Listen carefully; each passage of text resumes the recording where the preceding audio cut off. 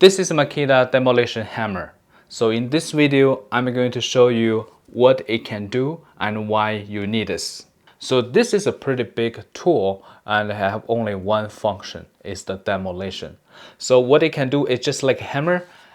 You put the bit in and the bit can chip, can scale, and just doing one function is like a hammer, just keep knocking off. So why you need a demolition hammer? For example, you want to repair the driveway or you want to repair the sidewalk. The concrete usually above the 4 inches thick. So you have to use a bigger tool so that you can knock that off.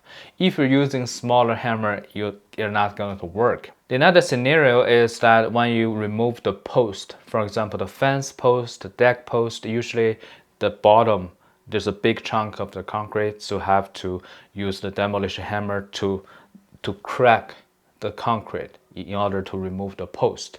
And sometimes you need to remove the tile. So the tile is alright, you just use hammer to remove the tile, but all the thin set underneath the tile, if the floor is the concrete, it's really hard to remove. And you have to use the demolition hammer or the rotary hammer to remove those thin sets. I've been using Makita demolition hammer for so many years, and majority just doing outdoor work, just a demolition of the concrete driveway, sidewalk, and the fence post. That's the most job I do. I don't remember how much the concrete has been knocked off, but it served me well. You see these absorptions, it doesn't give me fatigue, and this tool is light, 11 pounds only. Bit is the SDS Max.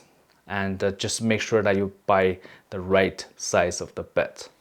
Alright, I hope this video is helpful. Thank you for watching.